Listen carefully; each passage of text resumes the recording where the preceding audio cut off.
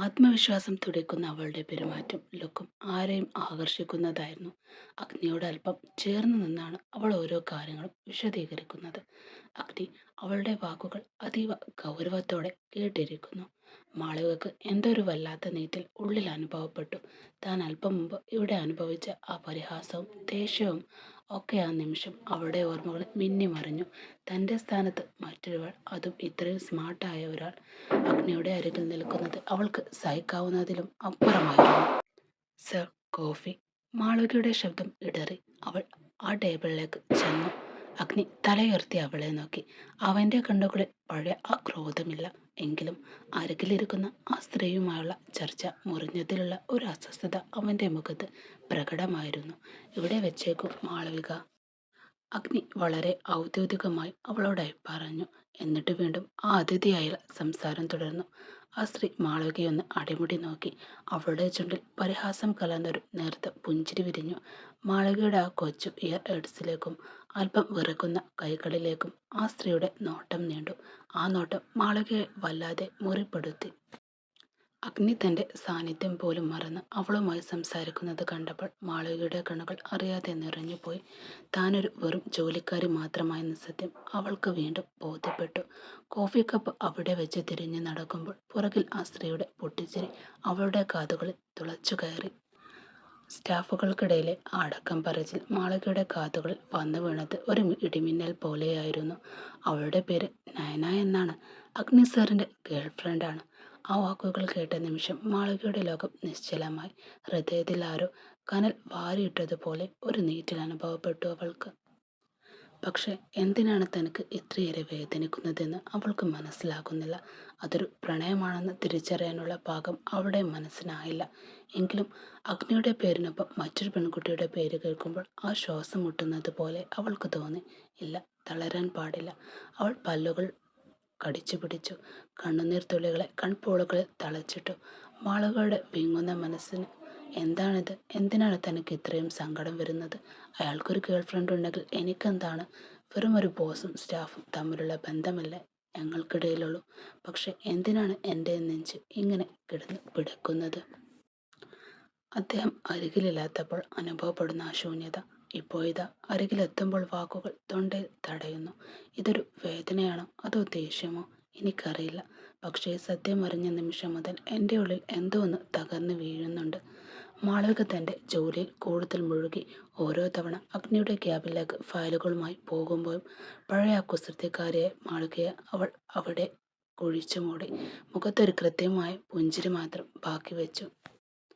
അഗ്നി അവളെ തന്നെ ഉറ്റുനോക്കുകയാണ്. അവളുടെ കണ്ണുകളിലെ ആ പഴയ തിളക്കം എവിടെയോ പോയി എന്നവൻ തിരിഞ്ഞു. നയനയുമായുള്ള ബിസിനസ് ഉടമ്പടി തൻ്റെ ജീവിതത്തിലെ ഏറ്റവും വലിയ ബാധ്യതയാണെന്ന് അവന് മാത്രമേ അറിയാമായിരുന്നുള്ളൂ. മാളവിക, നിന്റെ ഈ ചിരി എന്നെ കൊല്ലുകയാണ്. നിനക്ക് എന്നോട് ദേഷ്യപ്പെടാമായിരുന്നു, കരയാമായിരുന്നു. പക്ഷെ ഈ കപട പുഞ്ചിരി എനിക്ക് സഹിക്കാൻ പറ്റുന്നില്ല. നയനയുമായുള്ള ആ കോടികളുടെ കരാർ, അത് എൻ്റെ ബിസിനസ് സാമ്രാജ്യത്തിൻ്റെ നിലനിൽപ്പാണ്. ആ ബിസിനസ് ടീമിന് മുന്നിൽ എനിക്ക് നിന്റെ മുഖത്ത് നോക്കാൻ പോലും ആകുന്നില്ല. നീ എൻ്റെ ജീവനാണെന്ന് പറയാൻ എനിക്കൊരവകാശമില്ലാതെയായിരിക്കുന്നു. എങ്കിലും മാളവിക, നിന്നെ എനിക്ക് വിട്ടു തരാനാവില്ല. എൻ്റെ മൗനം നിന്നെ വേദനിപ്പിക്കുന്നുണ്ടെന്ന് എനിക്കറിയാം. പക്ഷേ ഈ ബിസിനസ് കെണികൾക്കിടയിൽ ഞാൻ നിസ്സഹായനാണ്. അവൻ അവളുടെ മുഖത്തേക്ക് നോക്കിക്കൊണ്ട് മനസ്സിലായി ഇതെല്ലാം ഉരുവിട്ടു. അതേസമയം നയന മാളവികയെ തകർക്കാൻ കിട്ടുന്ന ഒരവസരം പാഴാക്കാറില്ല. അവൾ മാളവികയുടെ ഓരോ ചലനത്തിലും കുറ്റങ്ങൾ കണ്ടെത്തി. പരിഹാസവും പുച്ഛവും കലർത്തിയ നയനയുടെ വാക്കുകൾ ഓഫീസിൽ മുഴങ്ങിക്കൊണ്ടേയിരുന്നു. വെറുമൊരു സ്റ്റാഫാണെന്ന ബോധം നിനക്കെപ്പോഴും ഉണ്ടാവുന്നത് നല്ലതാ.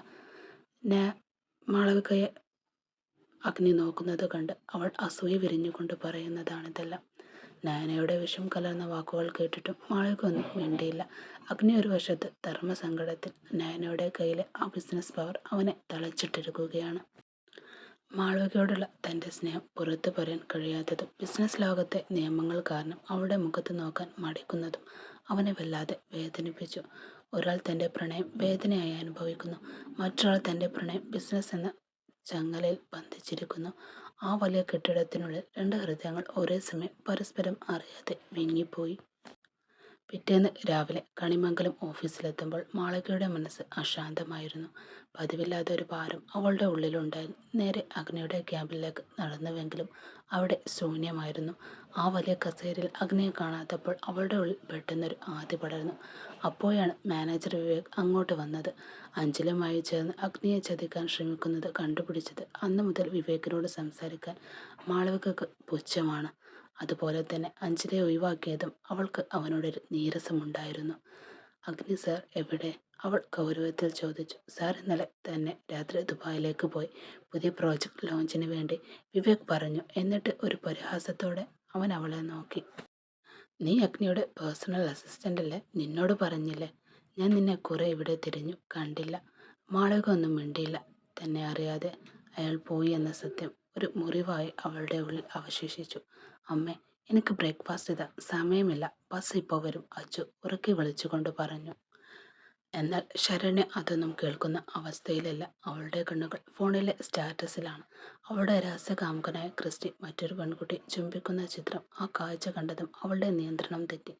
ഉള്ളിൽ അസൂയയും ദേഷ്യവും ഇരച്ചു കയറി. ദേഷ്യം സഹിക്കാനാവാതെ അവൾ കയ്യിലുള്ള ഫോൺ നിലത്തേക്ക് വലിച്ചെറിഞ്ഞു. ശബ്ദം കേട്ട് വസുദേവ് അങ്ങോട്ട് വന്നു. നീ എന്തിനാ ശരണ്യ ഫോൺ ഇങ്ങനെ വലിച്ചെറിയുന്നത്? അവൻ്റെ ചോദ്യം കേട്ട് അവളൊന്ന് ഞെട്ടി. ഒന്നുമില്ല എന്ന് മുരണ്ടുകൊണ്ട് അവൾ താഴേക്ക് നടന്നു. പടികളിറങ്ങി വന്ന ശരണ്യെ കണ്ടത് ദേവശ്രീ തൻ്റെ മകൻ അച്ചുവിന് ചോറ് വാരി കൊടുക്കുന്നതാണ്. അത് കണ്ടതും ശരണ്യയുടെ ഉള്ളിലെ ദേഷ്യം ഇരട്ടിച്ചു. നീ എന്തിനാടി എൻ്റെ മകന് വാരി കൊടുക്കുന്നത്? ശരണ്യയുടെ ശബ്ദം കടുപ്പമായിരുന്നു. അകത്തളത്തിൽ നിന്ന് സീതാലക്ഷ്മി അങ്ങോട്ട് വന്നത് ആ ചോദ്യം കേട്ടുകൊണ്ടാണ്. പിന്നെ നിനക്കവനെ ഭക്ഷണം ഉണ്ടാക്കാനും കഴിപ്പിക്കാനും ഇവിടെ സമയമുണ്ടാവില്ലല്ലോ. സീതാലക്ഷ്മിയുടെ വാക്കുകൾ ശരണ്യയുടെ മുഖത്തടിച്ചതുപോലെ പതിച്ചുപോയി. അവൻ 5 മിനിറ്റിനുള്ളിൽ ബസ് വരും, അതൊന്നും നോക്കാൻ നിനക്ക് സമയമില്ല, സീതാലക്ഷ്മി വീണ്ടും പറഞ്ഞു. ശരണ്യ അവരെ പുച്ഛത്തോടെ ഒന്ന് നോക്കി. സീതാലക്ഷ്മിയുടെ ഉള്ളിൽ വാക്കുകൾ തിളച്ചു മറിയുകയാണ്. കണ്ടവൻ്റെ കൂടെ അഴിഞ്ഞാടാൻ അവൾക്ക് സമയമുണ്ട്, പക്ഷെ സ്വന്തം ഭർത്താവിൻ്റെയോ മകൻ്റെയോ കാര്യം നോക്കാൻ ഒട്ടും നേരമില്ല താനും. അവരത് മനസ്സിൽ പറഞ്ഞു. അപ്പോഴേക്കും വസുദേവ് ഹോസ്പിറ്റലിലേക്ക് പോവാൻ റെഡിയായി സ്റ്റെയർ ഇറങ്ങി വന്നു. വാസു, നിനക്കുള്ള ഭക്ഷണം ഇവിടെ വിളമ്പി വെച്ചിട്ടുണ്ട്, നീ കഴിച്ചു, കൂടെ ദേവശ്രീയും കഴിക്കൂ. സീതാലക്ഷ്മി ദേവശ്രീയോടും വസുദേവനോടുമായി പറഞ്ഞു. സ്കൂൾ ബസ്സിൻ്റെ ഹോൺ മുഴങ്ങിയതും അച്ചു ബാഗും തൂക്കി ഓടി. സീതാലക്ഷ്മി അവരെ യാത്രയാക്കി തിരികെ വരുമ്പോൾ വസുദേവും ദേവശ്രീയും ഹോസ്പിറ്റലിലേക്ക് പോകാൻ തയ്യാറെത്തു നിന്നു.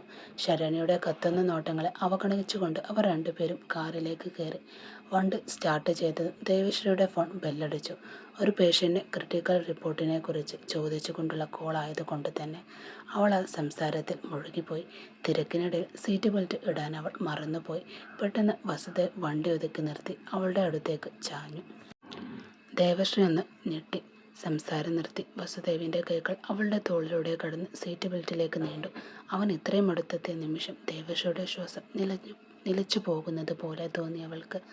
6 നീണ്ട വർഷങ്ങൾക്ക് ശേഷം അവൻ്റെ നിശ്വാസം അവളുടെ കവളിൽ തട്ടി. അവൻ്റെ വസ്ത്രത്തിൽ നിന്നുള്ള നേർത്ത സുഗന്ധം അവളുടെ ഉള്ളിലേക്ക് ഇരച്ചു കയറി.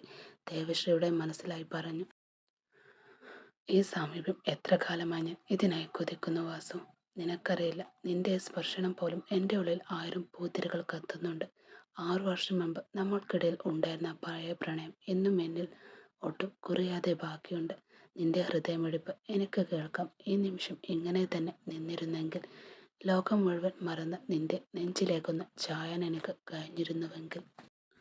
അവൾ കൊതിയോടെ വിറക്കുന്ന ഇമകളോടെ അവനെ നോക്കി. അവൻ്റെ മുഖത്തെ ഓരോ വരികളും അവൾ കണ്ണുകൾ കൊണ്ട് ഒപ്പിയെടുത്തു. പക്ഷെ സീറ്റ് ബെൽറ്റ് ലോക്ക് ചെയ്ത ശേഷം വസുദേവ് യാതൊരു ഭാവമേറ്റവുമില്ലാതെ തിരികെ അവൻ്റെ സീറ്റിലേക്കിരുന്നു. അവൻ്റെ കണ്ണുകളിൽ പ്രണയമായിരുന്നില്ല, മറിച്ചൊരു സഹപ്രവർത്തകയോടുള്ള കരുതൽ മാത്രമാണ്. ദേവശ്രീയുടെ ഉള്ളിലെ കടലെരുമ്പം അവൻ അറിഞ്ഞതില്ല. വണ്ടി വീണ്ടും മുന്നോട്ട് നീങ്ങുമ്പോഴും ദേവശ്രീ ആ സീറ്റ് ബെൽറ്റിൽ മുറുകെ പിടിച്ചിരുന്നു. അവളുടെ ഹൃദയം അപ്പോഴും വസുദേവിന് തൊട്ട ആ ഭാഗത്ത് പടപടാന്ന് അടിക്കുന്നുണ്ടായിരുന്നു.